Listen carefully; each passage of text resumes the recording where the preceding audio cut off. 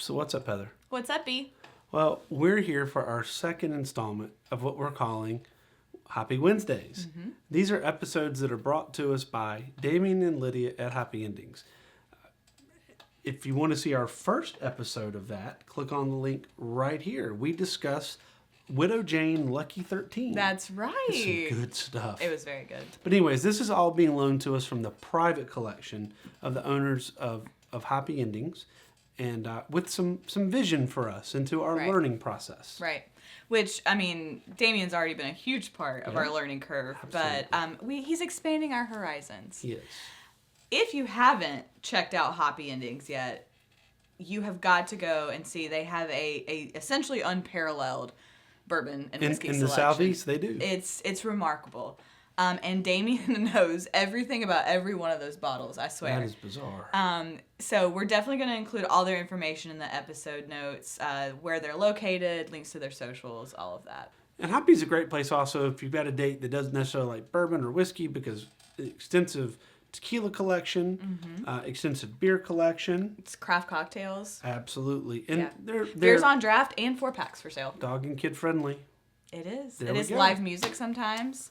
Outside and inside space. Oh, it's you lovely. can't beat it. Oh, it's great. And it's right next to a food line in case you get hungry. Or Subway. Please don't forget to like and subscribe to our channel and follow us on all our socials so that Heather can get to know you and her millennial self with X, Facebook, and Instagram. I do like getting to know you all. What are we featuring today? Well, we're doing a couple things a little different today. First off, disclaimer, several of you said that sometimes we get a little script heavy. So we are now going completely off script. This is dangerous. Yes. You get what you asked for. And my wife has included a timer over there. So there you go. Thank you, Katie. That's fair. Next, what we're looking at today is Damien wanted to find us two bourbons that you and I had no experience with, and that one was more of a traditional bourbon, just finished in a regular old barrel, and then he wanted to find us a bourbon that had been using the same distillate, finished in another barrel, in a more unique barrel. So tell us a little about what we got here. So these come to us, these are Breaker Bourbon, and honestly, spoiler alert, unfortunately, the distiller that created these, Ascendant Spirits, appears to be out of business now. But, but that doesn't mean that we can't learn something here, because like B said, these are two that we've never had before, so we're coming at this without bias. That's right. Which is, we have found in the past that does affect you. A lot. Right. So this is good. We're coming at this without bias, and it's going to be number two, a really good opportunity to compare a wheated bourbon, which if you want to enjoy a whole episode on wheated bourbons and learn more about what that means. Sweet wheat is right there. It's a good episode. It's I really like that episode. Yeah. But just simply put, you're basically replacing the rye with wheat. Yeah. It's going to give you a smoother, sweeter finish. And then over here we have a bourbon that was finished in a port wine barrel. Absolutely. They both come in at 90 proof, so we're coming in pretty even there, but they should have very different flavor profiles. That's what we hope. So what is the purpose? What is the purpose in finishing a bourbon, in a port wine barrel? Well, or a different barrel. Right. Well, you're going to obviously hope to introduce a different flavor profile there to get some essence of whatever type of barrel that you're putting it into. So we have found lately that bourbon and wine are making kind of common bedfellows. They are, and it makes sense. They're both spirits that are aged in barrels. So when you age bourbon in a wine barrel, you're going to get through a little bit of whatever wine, the essence. I mean, it's not, if you age it in a Cab Sav barrel, it's not going to taste like a glass of Cab Sav, but you're going to pull some of those flavor profiles. And then obviously it's going to have a little drier finish, and you're going to have those tannins coming through. And also those barrels might not be American white oak. Right. So you're getting a different barrel and something that has been in that barrel. Mm-hmm. You're getting a whole different, and this is becoming more and more prevalent. And we know that there are some companies, some distilleries that is how they're making their name known, such as I think Angel's Envy. Angel's Envy has really gone They've into really this market. embraced that trend. And I think, when you and I were talking off camera, you made a really good point too, that provides a way, when you don't necessarily have the age yet, That's right. you can do some unique and fun things Yeah, so to finish, for the finish. A few years ago, bourbon was at its peak. Now, supposedly the bourbon boom is over. Now, Not in this household. Yeah, I don't know what that looks like here, but but distilleries were running low on aged bourbon, and as we've talked about before, people want bourbon that's 6 years old, 10 years old, 12 years old. It does create a different flavor. It does age better, but you saw people like Elijah Craig dropping their age statements. Talk about some other ones that dropped their age statements. Buffalo Trace not even putting age statements on Buffalo Trace. Except for the Eagle Rare, the 10-year Eagle Rare. That's correct, yes. So they were dropping that, and so because they were running out of juice. So what can they do? Well, we can take some of the juice, we can put it in a different barrel, and we'll get a different taste, and that will allow us to use some younger juice to get some bourbon on the shelves. Now, I think that's a bottom line thought. I think there's another thought, though, that, as you were saying before, we're having a bourbon growth. Part of that is crossing over into wine drinkers. So distillers are looking for ways to bring bourbon to new clientele. That's a really with a good new point. finish. And so I think there's this maybe a cynical or business way of looking at it, in a sense of, well, what are we going to do? We got to have some bourbon. The other one is, how do we expand our base and how do we create? Because at the end of the day, when we talk about bourbon has lots of rules. You've got to use a minimum of a certain percentage of corn. You're either going to usually put rye or wheat, and you put some malted barley. You're going to put it in this barrel, and it's going to be straight bourbon. It's got to sit there for at least 2 years, and then you're going to have bourbon. And then there's the distillate rules of how much you can go into the barrel at percentage-wise and come out.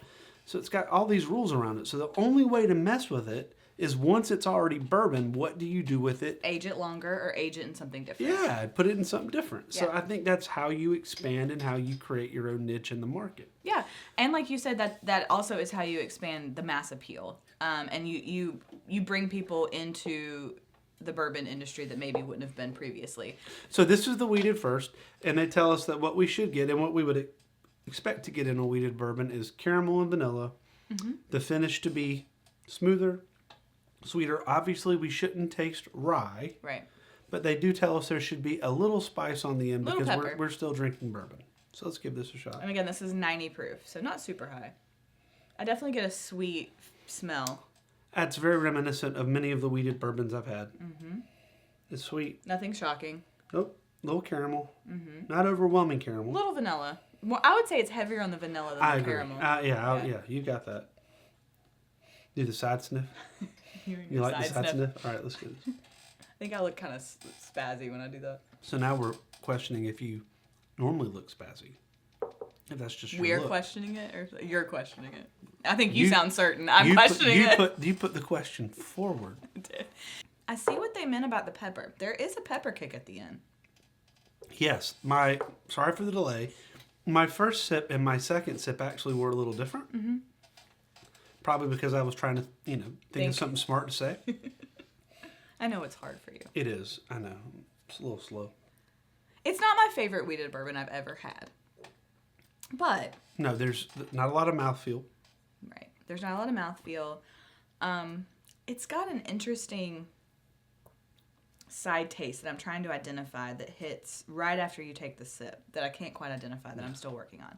That aside, though, I do taste some of the very typical weeded bourbon. There is a sweetness there. That's a bless your heart for me. Yeah, me It too. is. That side taste, it's reminding me of, do you remember our bottom shelf Buffalo Trace episode? Yeah. I do. You Linked do? right there. It's our most popular episode Because ever. it's great. It's fantastic. It has that background flavor that a couple of those had for me. It does. Not the Kentucky Gentleman, but I'm not throwing anybody into Russia right now. This is not Chernobyl. We named that as its own ranking of zombie apocalypse. / Chernobyl. Yep. But it has that kind of weird side flavor. Almost, I remember now what I described it then. It's almost that artificial sweetener flavor. Yeah, it does. And so So the I question, wouldn't spend money on it. No, so the question is, if you take that same flavors and we put it in a barrel, right? And we put it in a port wine barrel, how's that going to affect it? And B, before we drink this, are you a port fan in general? And do we think that, and that's a good question, do we think that your feelings on whatever it's aged in affect it? So like if you're not a big red wine drinker and it's a bourbon that's been aged in a red wine barrel, same with port. I'm not going to deny that. Yeah, you're coming with preconceived notions. So you're going to come with a preconceived notion. Now, port for me, is sometimes used in cooking. You can see that quite a bit, and port also has a very pointed place of where you're supposed to have it. Yeah, it's an after dinner dessert drink. Yeah. So yeah, in that regard, do I go for it all the time? No. Have I been somewhere having a good meal and then there's a dessert that also it says it features what have with a nice port finish? I'll have a glass then. Yeah. And like you said, they bring out the dessert menu and it has like the port and sherry finish. You know, this dessert is suggested to pair with this. You know, that's when you might grab a port and sip on it. Is that something I keep on my bar cart at home? No, not so much. But I do keep Cab Sav. So that being noted, it's got a very different smell.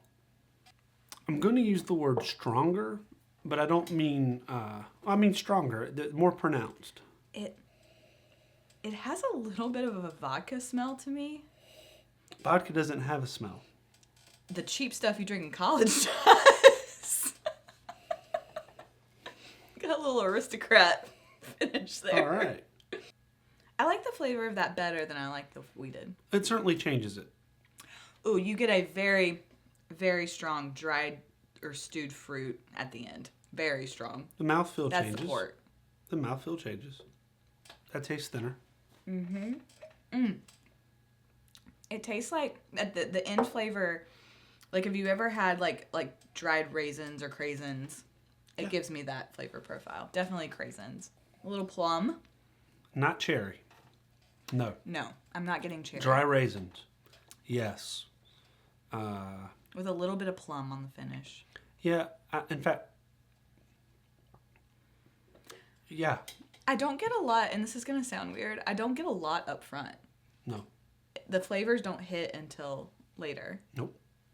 That might be bless your heart, too. I think it is bless your heart. It's not my favorite, but it's a really good opportunity to taste compare. This cost about $50. Yeah. Well, there's another discussion there. And look, these were hand numbered and batched. So they were trying to make a product here. Yeah, they were spending some money. And they were small. Yeah, so this is, as you were saying, this is an NDP. So they were a group that were paying someone for their bourbon and then saying how they wanted it aged. Now, we don't know if they took over the aging process or if they subcontracted that as well. However, you said these were $50 a bottle. I think this also says something else. There's so much on the shelves right now in that price range that if you're not good, if you're not unique, if you can't grab a part of it's hard to grab part of the. Oh yeah. It's hard to grab a niche. So, if you don't do it, this is what happens to you. If you're not one of the big boys, like you said, you better have a niche, or you better do everything extremely well. Yeah. So I don't think they grabbed it. Nope. So we got 2 Bless Your Hearts, but we learned a little bit. We did. And we hope you enjoyed it. But that being said, our next episode is entirely different. On Friday, we are bringing you an episode that we're very excited. It is Alternatives to Blanton's, brought to you by one of our Patreons. We'll talk about that then. Until then, though, cheers, y'all.